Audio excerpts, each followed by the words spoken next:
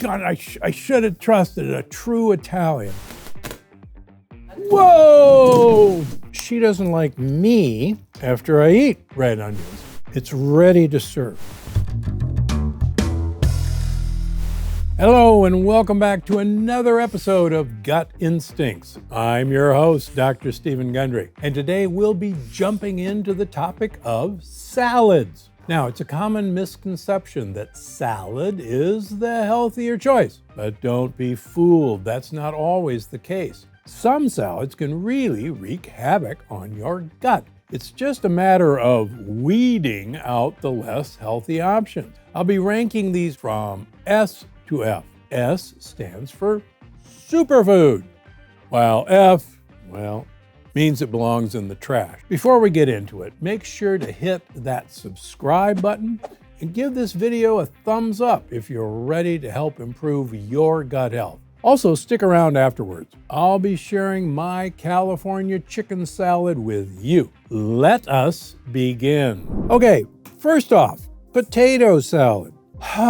Where do I start to tell you how bad this is for you? First of all, potatoes are part of the nightshade family. They are loaded with lectins. Secondly, you're going to put plain old everyday mayonnaise on them. Mayonnaise is usually made from soybean oil in this country. Not exactly the healthiest food in the world. It ranks right down there with some of the worst salad that you can possibly have. But fear not.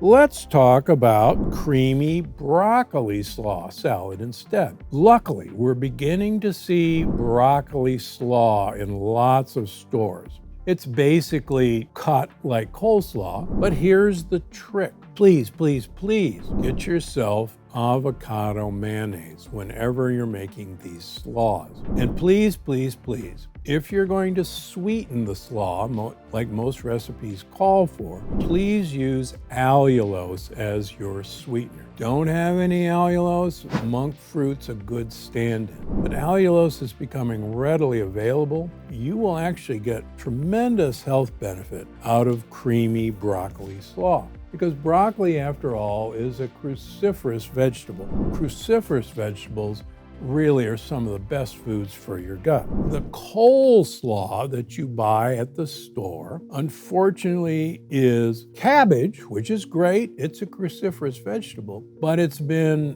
adulterated with regular mayonnaise, again, which is made with soybean oil, and there's usually a lot of sugar in it. Now, don't get me wrong. I love coleslaw. You can make coleslaw safe, just like you made the creamy broccoli slaw safe, but you gotta make it yourself. If you make it right, it's up here. If you make it wrong, it's an F, and you're probably just gonna go buy it from the grocery store, and that's a no-no. A shaved asparagus salad. Now, raw asparagus is absolutely delicious and good for you. Asparagus actually contains a really cool, soluble fiber called inulin. And inulin is one of the favorite foods of your gut buddies. But buyer beware. It's what you put on these salads that makes all the difference in the world. So get yourself genuine extra virgin olive oil and get yourself some really great vinegars. There are lots of vinegars, and if you've read Gut Check, you know that vinegars in general are one of the best ways to improve your gut health. So shaved asparagus salad with extra virgin olive oil and vinegars, that's a superfood. A Greek salad. Believe it or not, I've had Greek salads in Greece, although they do have tomatoes and they do have cucumbers. Interestingly enough, in both Turkey and Greece, the Greek salads are served with peeled and de-seeded tomatoes and peeled and de-seeded cucumbers. Why do they do that? Well, if you've been following me, you know that both cucumbers and tomatoes have large amounts of lectin, and they're primarily in the peels and the seeds. And isn't it amazing that these clever people are actually taking the peels and seeds out of these products? Beware. A Greek salad in the United States is a lectin bomb. Don't come near it.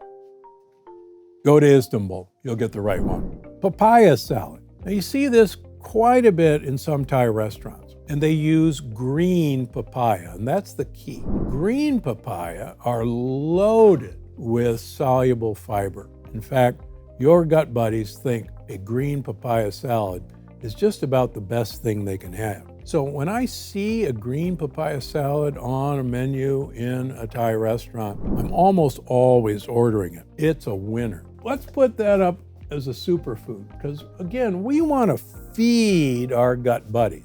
And yeah, we want it to taste good, but we want our gut buddies to be as happy as our tongue is when it gets to them. Similarly, many Asian Thai restaurants will serve a green mango salad. Same thing applies here. Papayas and mangoes, when they're green, are almost pure soluble fiber with very little sugar. So if you see a green mango salad, don't be turned off. It's actually more for your gut buddies than it is for you. So that one is also a superfood.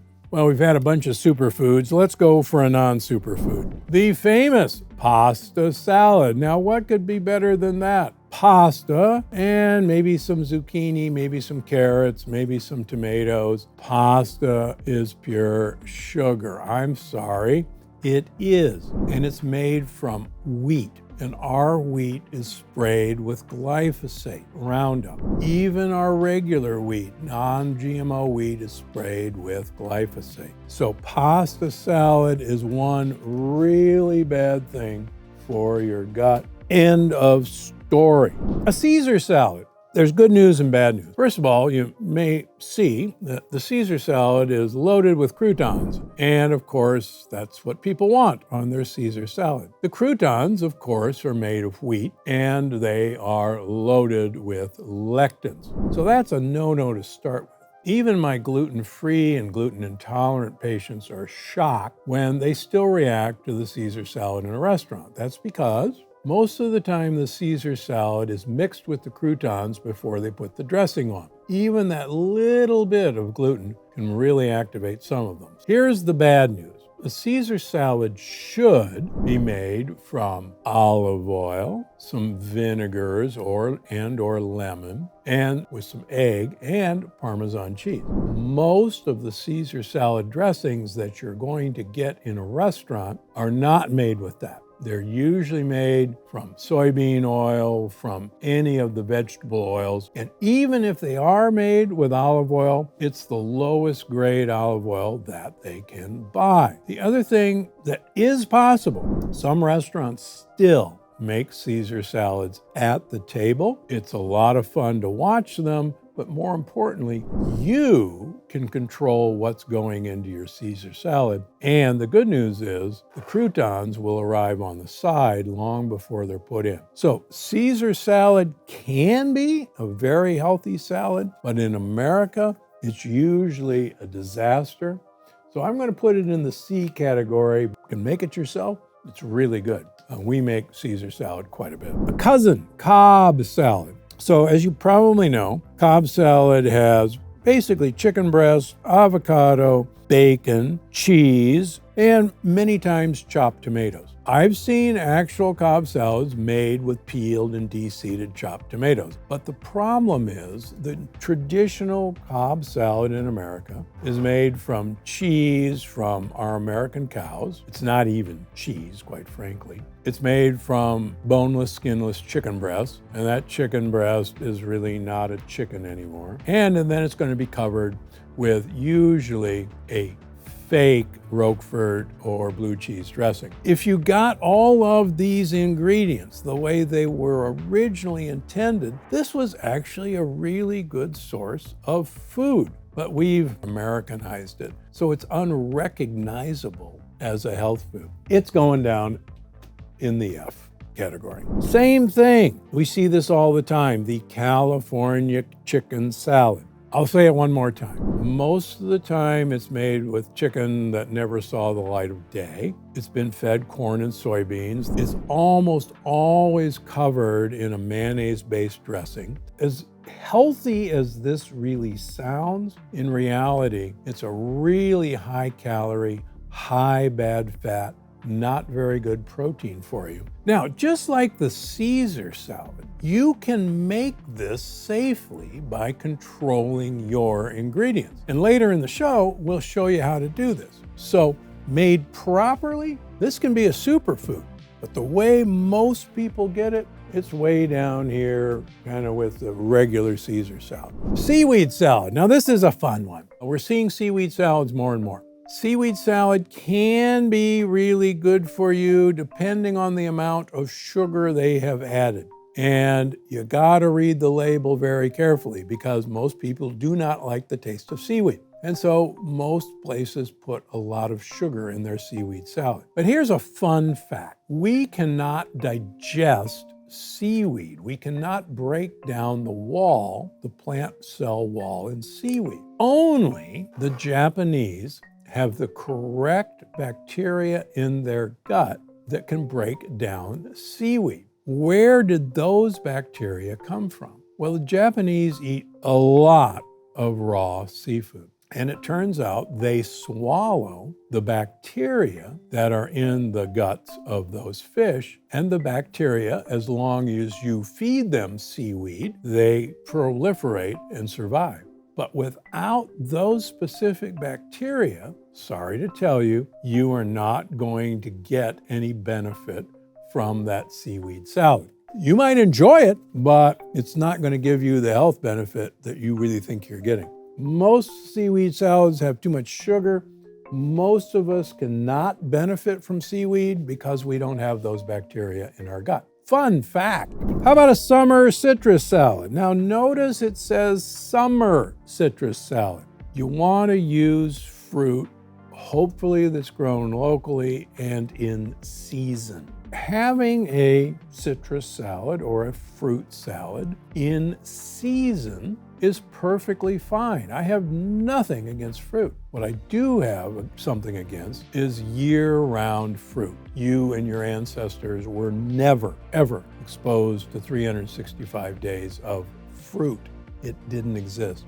In its place, in the summer, with the proper fruits, it's a bee, but it's not a superfood. Okay, it's time for a quick quiz. Here are 2 facts and 1 lie about salad. Can you guess which one is the lie? Number 1, the world's largest salad was made in 2012 and weighed over 41,000 pounds.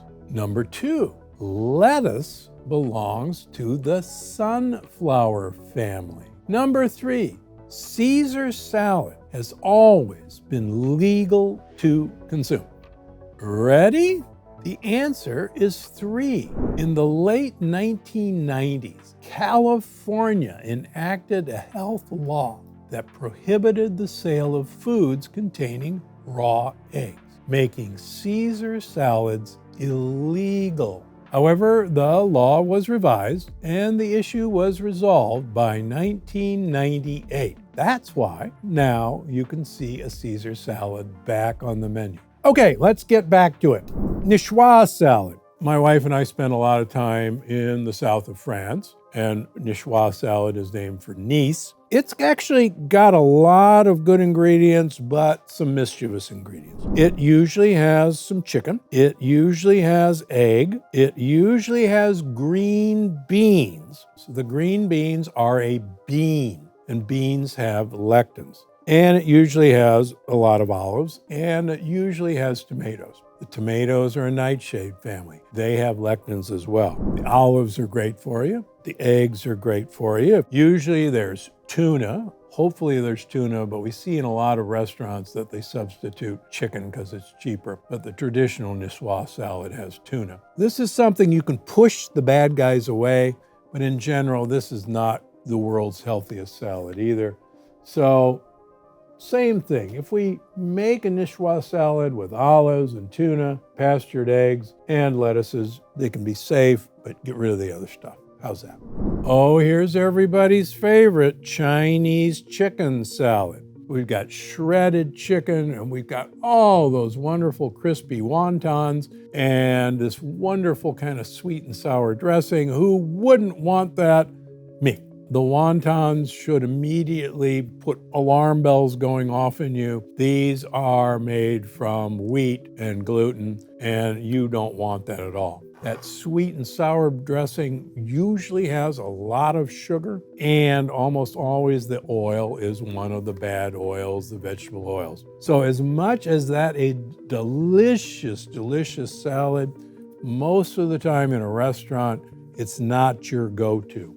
I know you want it, but it's not good for you. Darn it. How about a chef's salad? Well, a chef's salad is very similar to what we've been talking about before, but it usually has cucumbers loaded with lectins. It usually has tomatoes loaded with lectins. It's got some egg. We'll take that. It usually has some pale white chicken that really doesn't even look like chicken. Most of the time it's processed chicken, which is even worse. And then it usually has cheese that is usually kind of shredded American cheese. In short, if you take all this stuff off and then get some olive oil and vinegar, it's probably pretty good. But most of the stuff on here, I am good friends with many professional chefs. They would never eat a chef's salad.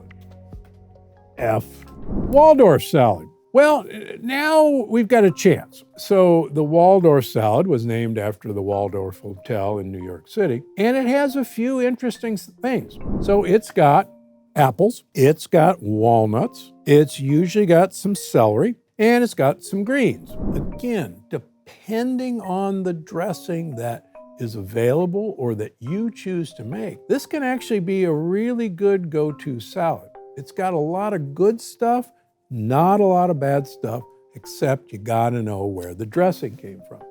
So I'm gonna put that up in the C category.